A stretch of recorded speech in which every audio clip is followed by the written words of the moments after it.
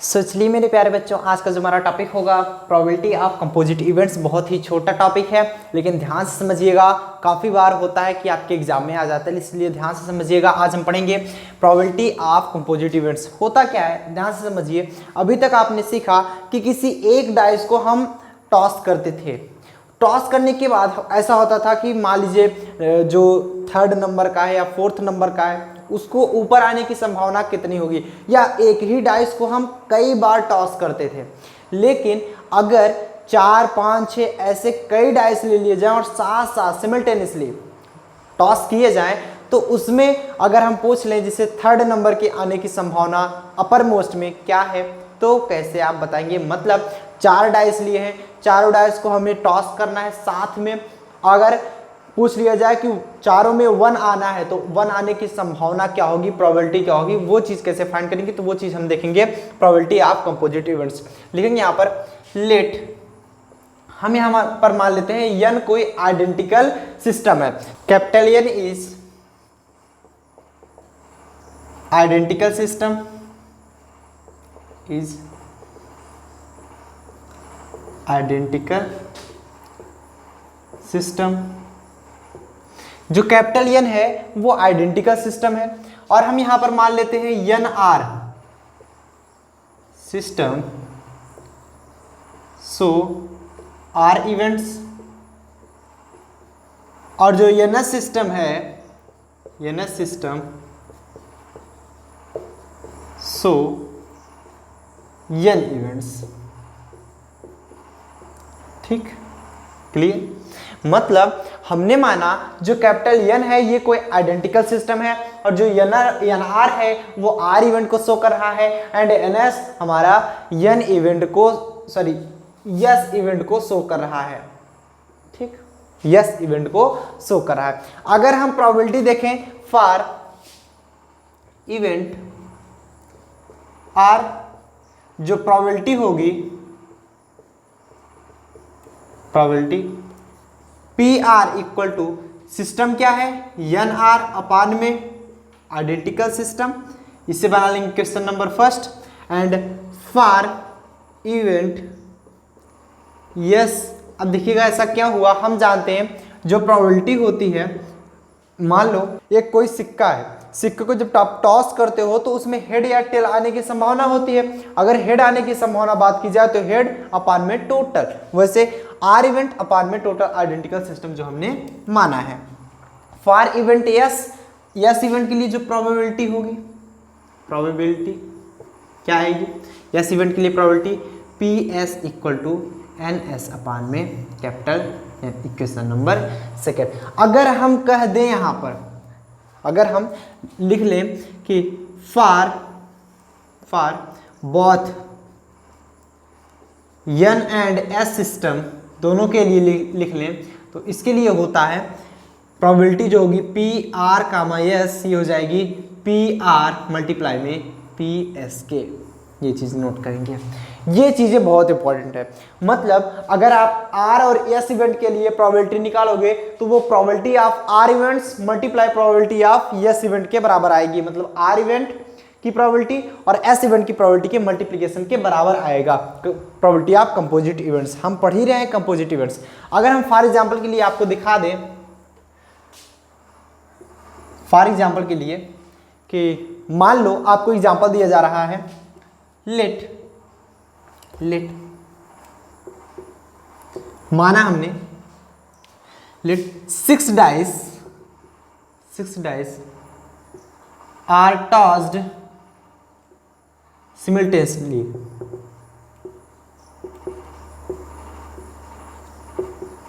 ठीक, 6 डाइस हैं जो कि साथ साथ टॉस किए जा रहे हैं। And find the probability of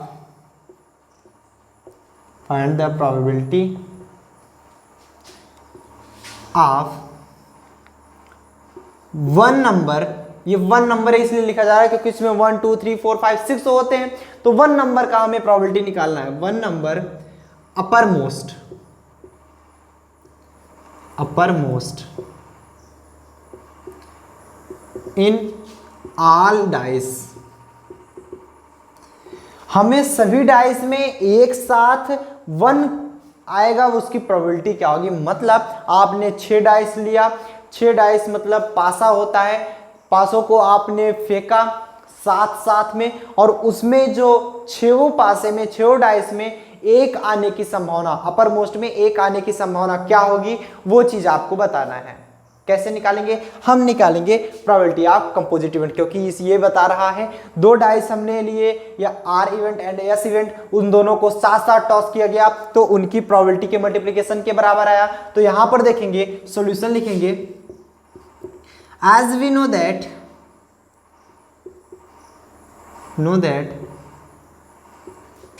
for 1 dice, किसी एक डाइस के लिए अगर देखें 1 आने की संभावना क्या होगी, the probability of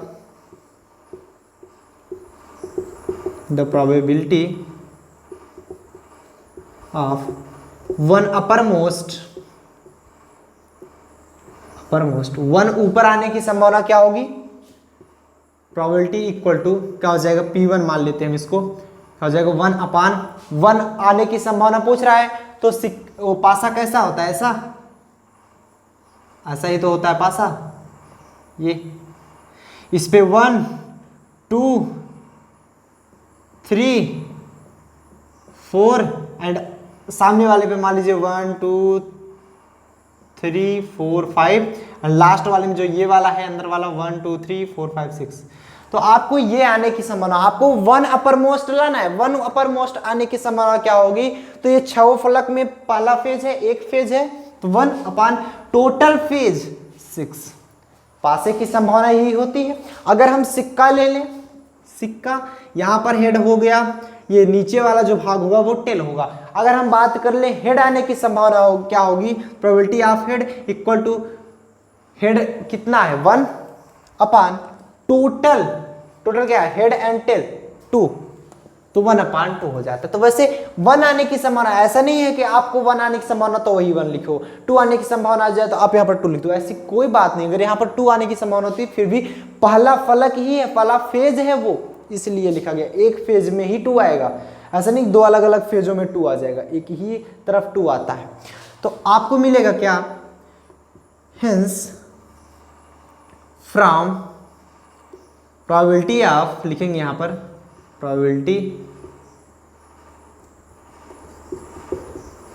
of composite events क्या हो जाएगा,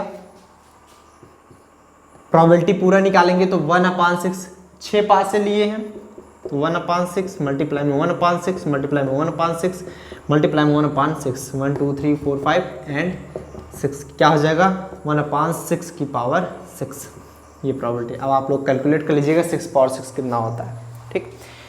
अब देखिए यहाँ पर हमने जाना आर और एस इवेंट के लिए सिमिलर ऐसे ही फाइंड करें। टोटल समझ में आ गया, 100% क्लियर हुआ, नोट कर लीजिए फटाफट से। सो चलिए क्वेश्चन आपके सामने दिया जा रहा है, कह रहा है 3 डाइस आर टॉस्ड सिमल्टेनियसली। कोई 3 डाइस हैं जो कि साथ साथ टॉस किए जा रहे हैं। मान लीजिए सॉल्यूशन में आप सबसे पहले लिख लेंगे 3 डाइस हैं, तो 3 यहाँ पर हमारे पास डाइस हो गए। अब कह रहा है कि find the probability of getting the number, मतलब 3 की तीनों साथ में उछाले गए।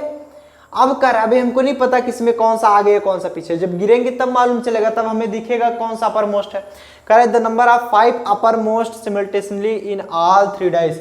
हमें देखो 3 आप डाइस ले लेना, तीनों को साथ में उछालना, मतलब एक मुट्ठी में 3 डाइस लेने के बाद इसे साथ में उछालो, देखो सभी में एक एक आएगा क्या, 5 आएंगे सभी में क्या, जल्दी नहीं आते, सिमिलर जल्दी आते ही नहीं। उनकी प्रोबेबिलिटी क्या होगी वही पूछ रहा है कि अगर आप 1000 बार आप उसे करते हो तो उसमें उसकी प्रोबेबिलिटी क्या आएगी, ये चीज अगर कह रहा है तो वैसे ही निकालना है कि 5 अपर मोस्ट सिमल्टेनियसली, साथ साथ 3 के तीनों में 5 आ सकते हैं, मतलब 1 2 3 4 5, 1 2 3 4 5 एंड 1 2 3 4 5, 3 के तीनों हमारे 5 ऊपर आए, इसी की प्रोबेबिलिटी हमको फाइंड करनी है। तो कैसे फाइंड करेंगे, हम सभी जानते हैं एक डाइस के लिए प्रोबेबिलिटी तो 1/, कितने फेज है टोटल फेज 6, इसके लिए प्रोबेबिलिटी 1/6 6।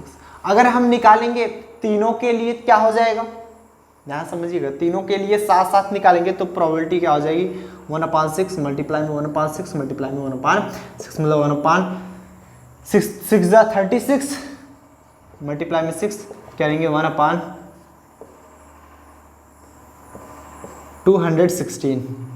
मतलब अगर 216 बार आपने इसको किया तो 216 बार में से एक बार आएगा। 100% है कि इसकी प्रोबेबिलिटी 216 में एक बार है। इसकी प्रोबेबिलिटी 1/216 टाइम्स है। मतलब 216 बार अगर आप टॉस करेंगे तो उसमें से एक बार जरूर आएगा। ये इसकी प्रोबेबिलिटी ये निकली। समझ में आया? कंफर्म 100%। अब ऐसा नहीं है कि आप रियल लाइफ में इसको एग्जाम्पल लो, रियल लाइफ में 2 बार 3 बार 4 बार आ सकते हैं, बट हमें प्रोबेबिलिटी निकालनी, संभावना क्या हो सकती है, संभावना इसकी यही आएगी कि 216 बार जब आप करोगे तो एक बार ऐसा होगा कि ये 100% क्लियर होगा कि ये जरूर 3 के तीनों आ जाए। ये इसकी प्रोबेबिलिटी निकल के आई। तो आज के लिए बस इतना ही, मिलते हैं नेक्स्ट वीडियो में। उम्मीद करते हैं ये वीडियो भी आपको समझ में आ गया होगा। लास्ट वीडियो में हमने जो देखा था उसमें हमने एक ही डाइस लेते थे, उसको 3-4 बार n टाइम्स को हमने टॉस किया था। उसके बाद हमने देखा था प्रोबेबिलिटी क्या आ रही थी, लेकिन हमें पता नहीं चल पा रहा था कि अगर 2, 3, 4, 5 या ऐसे अनंत ले लिए जाए या 10, 15, 20 जितने भी डाइस ले लें, उसको अगर हम टॉस करते हैं तो उसकी प्रोबेबिलिटी क्या आएगी। उतने हम सिक्के साथ साथ टॉस करते हैं सभी में। जैसे मान लीजिए 10 सिक्के ले रहे हैं, 10 के 10 आप साथ में टॉस करें, आप तो कर नहीं पाएंगे, आपके पास 2 ही हाथ है। 10 दोस्त हो गए आपके, आप और 9 फ्रेंड खड़े हो गए, मतलब 10 लोग हैं, साथ साथ टॉस किए, तो सभी में हेड आने की संभावना क्या होगी, वो चीजें कैसे फाइंड करेंगे, वो भी यहीं से फाइंड हो जाएगा। अगर आप समझिए, अगर 10 सिक्के हैं 1, 2, 3, 4, 5, 6, 7, 8, 9, 10, जो बड़ा है वो 2 रुपए का, जो छोटा है वो 5 रुपए का ना। 2 रुपए का सिक्का बड़ा होता है, 10 रुपए का भी सिक्का बड़ा होता है। जो बड़ा वाला है 10 रुपए का, जो छोटा वाला है 5 रुपए का। निर्णय कर लो। सर ये तो सिक्का दिख ही नहीं रहा। आप देखो 10 सिक्के हैं, सबकी प्रोबेबिलिटी क्या होगी, किसी हेड आने की अगर प्रोबेबिलिटी पूछी जाए या टेल आने की प्रोबेबिलिटी पूछी जाए, इसके लिए क्या होगी, हेड आने की प्रोबेबिलिटी 1/2, इसके लिए भी 1/2, सभी के लिए 1/2 होगी, तो प्रोबेबिलिटी हमारी क्या निकल के आएगी 1/2 मतलब 1/2 इंटू 1/2 इंटू 1/2, 10 बार लिखे तो 1/2 हो जाएगा। तो ये इसकी प्रोबेबिलिटी आएगी। साथ साथ अगर सिमिल्टेनियसली किए जाएं तब, मतलब अगर साथ साथ टॉस किए जा रहे हैं 10 और 10 में हेड ही आ जाए तो इसकी प्रोबेबिलिटी 1/10 टाइम्स होगी। मतलब इतनी कम होगी इसकी प्रोबेबिलिटी। जितने ज़्यादा आप सिक्के बढ़ाते चले जाएंगे उतने सिमिलर चांस आते कम दिखाई देने लगेंगे। अगर आप सिंपल समझिए, दो सिक्के हैं, 2 सिक्कों को आप टॉस कीजिए तो हो सकता है हेड दोनों में साथ साथ आ जाए जल्दी ही, लेकिन वहीं पर 3 सिक्के ले लीजिए, 4, 5, 6, 7, 8, 9, 10 ऐसे सिक्के की संख्या बढ़ाते चले जाइए, प्रोबेबिलिटी भी घटती चली जाएगी। समझ में आया?